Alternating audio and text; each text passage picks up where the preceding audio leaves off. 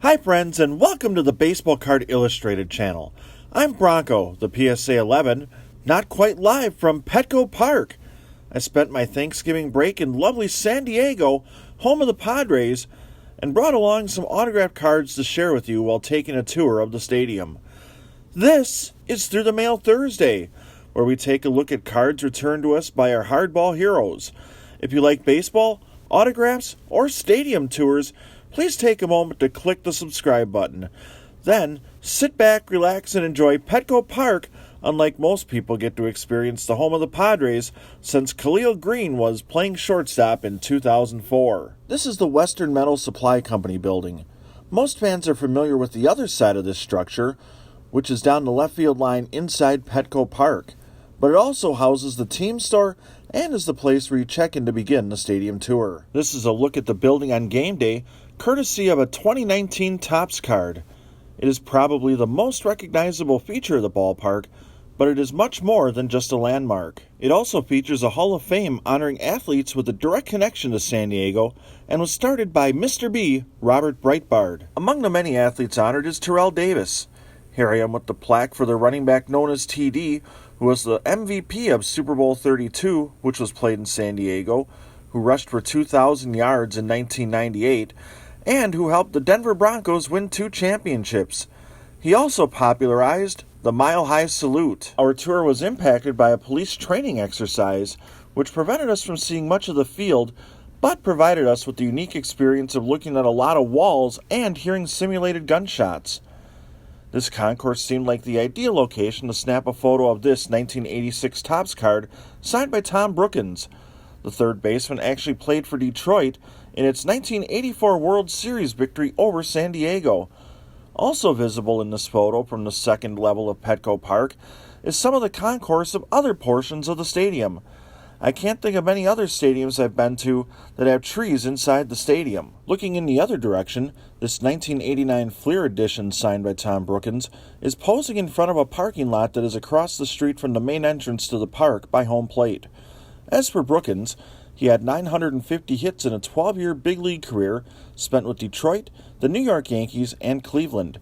He hit 71 homers in 1,336 career games. Another player with the first name of Tom who has played in the World Series is this guy, Tom Lawless. In fact, the St. Louis infielder enjoyed one of the best rags-to-riches stories in sports history when he belted an improbable go-ahead homer for the Cardinals in Game 4 against Minnesota. He also had one of the greatest bat flips in the history of the game, which makes some sense considering he was an unlikely hero. He hit just 2 regular season homers in 343 career games, demonstrating just how rare that highlight reel big fly was. Speaking of rare, you are one of the few people to see this mural, which was painted for the 2020 season at Petco Park. Since few fans visited the venue this season, not many had a chance to see it. Lawless also signed this 1988 Topps card, which is being displayed behind the center field wall. Center field is one of just 3 positions he never played in a big league game. Pitcher and shortstop are the others, in stints with the Cardinals, Cincinnati, Toronto, and Montreal. As the tour moves along, this Phil Garner card is shown hiding the Western Metal Supply Company building, which is fitting because his nickname is Scrap Iron.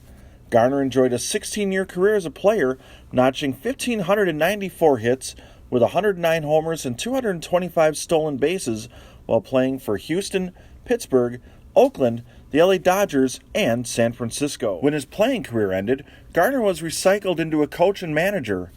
His 563 wins in 8 years in Milwaukee are the most in franchise history. In all, Garner has a career record of 985 wins and 1,054 losses in 15 years as a skipper, including stints in Milwaukee, Detroit, and Houston. Also located in the outfield area of Petco Park are statues of 2 legendary Padres. The first is of Hall of Fame closer Trevor Hoffman, who recorded 552 of his 601 career saves with San Diego, many of which came in this stadium.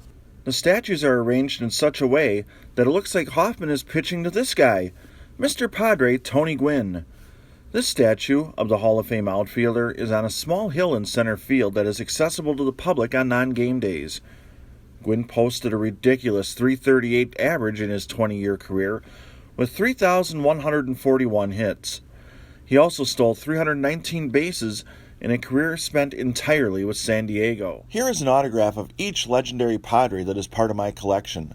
I can't say I remember the origins of acquiring this Trevor Hoffman card, whether it was in person, a TTM, or a trade with my best friend known as Wizzy, who I used to go graphing with back in the day at Milwaukee County Stadium.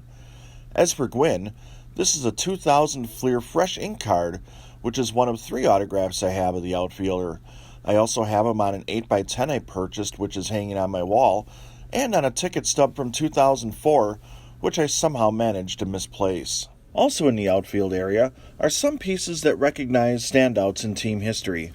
The Padres in Cooperstown display honors each former player who has been enshrined in the Baseball Hall of Fame. This display case recognizes San Diego players who have earned the MVP Award, Cy Young Award, a Gold Glove, the Silver Slugger Award, or the Rolaids Relief Man of the Year Award. Broderick Perkins, shown next to this novelty baseball celebrating the Padres' 1984 National League Championship team, was long gone by the time San Diego took on Detroit in that World Series.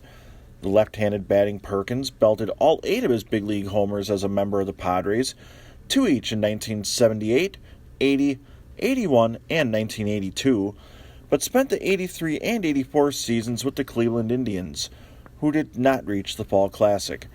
The Tribe went 145 and 179 in his 2 years next to the Cuyahoga River. Those same 2 years, the Friars went 173 and 151. Perkins, who is from Pittsburgh, California, is that really even a thing? Batted .271 and drove in 157 runs in parts of 7 Major League seasons. Finally, no trip to visit a new-to-me ballpark is complete without a visit to the team store. San Diego offers an assortment of hats the team has worn throughout its history, and I'm not going to lie, this picture made Kevin, the Diamond King, drool. The store offers plenty of clothing that honors great players from the past, as well as a selection of apparel recognizing an up-and-coming superstar. The Padres also offer a nice selection of team-issued and game-worn jerseys. I'd like to thank you for taking this look around Petco Park with me, and of course I had to throw in this random photo from outside the park that I took because it made me laugh.